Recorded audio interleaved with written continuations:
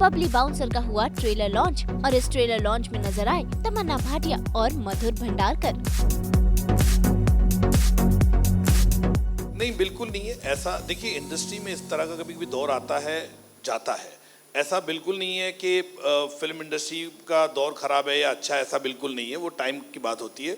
और मुझे लगा कि ये OTT के लिए परफेक्ट फिल्म है। और जिस तरह से फॉक्स स्टूडियो ने सपोर्ट किया, अमृता जंगली पिक्चर ने सपोर्ट किया, उन लोग भी वही चाहते थे कि भैया जितना हो सके इसको हम उसको OTT पे लाए। और एक OTT में ह्यूज ऑडियंस है। आज डिज्नी हॉटस्टार प्लस की ह्यूज ऑडियंस है जो पिक्चरें देखती है। और हमको लगा ये स्टोरी बोलनी चाहिए। और आज के तारे में मेरे ख्याल से एक ब्लर हो चुका है बिटवीन थिएटर एंड, हम देखने जाओ तो OTT पे लोग देखना पसंद करते। अच्छा कंटेंट हो, चाहे वो थिएटर में हो या वो OTT पे लोग देखते हैं। मैं तो वीडियो कैसे लाइब्रेरी का व्यवसाय भी किया, आपको पता है 80s में। तो मैंने उस टाइम भी देखा था, पायरेसी आ गई, थिएटर में लोग थिएटर में पिक्चर में जाते नहीं देखने के लिए, और थिएटर बंद होने वाले हैं क्योंकि लोग वीडियो कैसेट पे देखते। मैं 1982, 83, 84 की बात कर रहा, जब मैं छोटा लड़का था, जब वीडियो कैसेट देता था। जब से मैंने ये ट्रेंड देखा है, हमेशा होता। फिर केबल आ गया, लोगों ने कहा कि इंडस्ट्री बंद होने वाली है। फिर इस तरह की चीज़ें हमेशा आई है। जो OTT आया तभी भी लोगों ने कहा कि इंडस्ट्री बंद होने वाली है, लोग OTT पे देखेंगे। लेकिन आप देखेंगे 2019 से पहले की बात करो तो इंडस्ट्री और OTT दोनों को एग्जिस्ट टुगेदर करती थी, ऐसा बिल्कुल नहीं। और आज भी अगर हम देखने जाए, अभी कुछ फिल्में नहीं चली, वो ठीक है। लेकिन मैं आपको कहना चाहूँगा कि पिछले, अभी हम देखेंगे 6-8 महीने में जो अच्छी पिक्चर है वो चली है ना। पिक्चर का व्यवसाय हुआ है। KGF देखेंगे तो 450 करोड़ का धंधा सिर्फ नॉर्थ इंडिया में किया है। तो मेरे ख्याल से अच्छी पिक्चर वो चल जाती है। वो कभी कभी फेज आता है, कभी कभी वो हर क्षेत्र में होता है। जो अच्छी कहानियाँ हमारे पास आती हैं, देखते हैं, they are unique, we want to tell them, whether it's a big spectacle like Brahmastra or it is a fun-filled story like Bubbly Bouncer.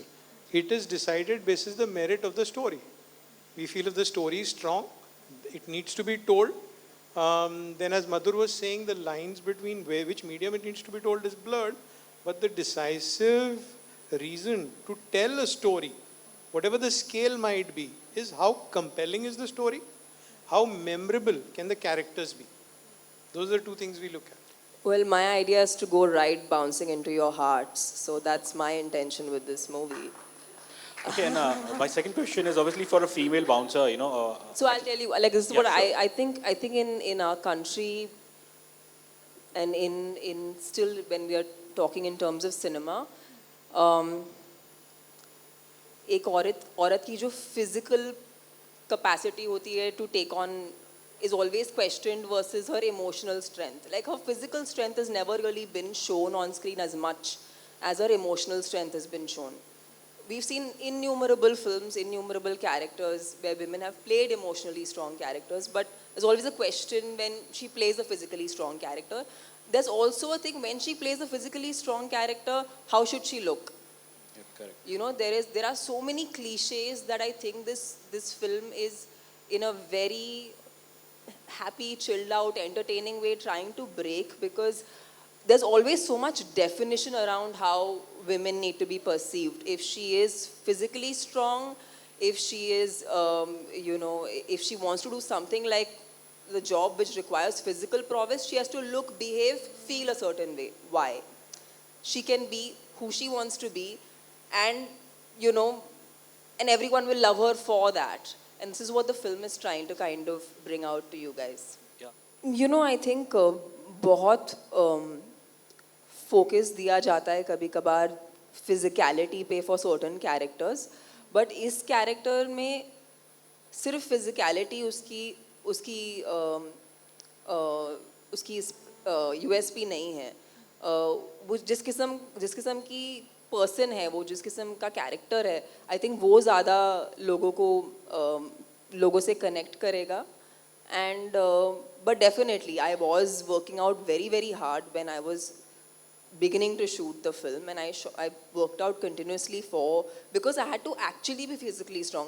एक क्या होता है ना, हमारे also we are in a physical medium, so we are so focused on the aesthetic, but this time I had to actually work on strength, because when you're riding a bullet and you are actually taking on people, aesthetic से कहीं ज़्यादा ज़रूरी होता है actual strength, जो बाउंसरी के काम में actually काम में आता है.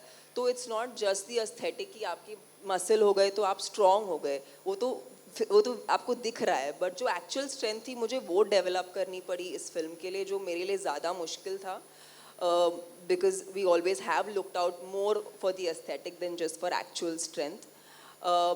डेफिनेटली हरियाणवी, मतलब आज तक शायद मैंने तमिल तेलुगु में ज़्यादा काम किया है और कुछ हिंदी फिल्में की है, पर हरियाणवी लोग जो हैं मुझे वो बहुत ही अनोखे लगते हैं, क्योंकि उनमें एक इनेट सेंस ऑफ ह्यूमर है और एक इनेट सेंस ऑफ श्योरिटी है, जो बहुत ही एंडियरिंग होती है, बहुत ही प्यारी होती है. तो आई फील लाइक वो उनका एक जो उनके कल्चर में एक जो ह्यूमर है वो एम्बाइब करने की कोशिश की. सो उन सब चीज़ों पे प्रेप किया गया. एक तो मैं अपने आप को बहुत ही खुश नसीब मानती हूँ कि इतने amazing film makers and amazing लोगों के साथ काम करने मिल रहा है, बिकॉज आप जिनके नाम ले रहे हैं इंक्लूडिंग मधुर सर, सब बहुत ही अच्छे लोग हैं और मेरे लिए वो बहुत मायने रखता है, बिकॉज वहीं से you can actually creatively collaborate with people. But मेरे हिसाब से I think I have never looked at cinema in anything except from a standpoint of entertainment.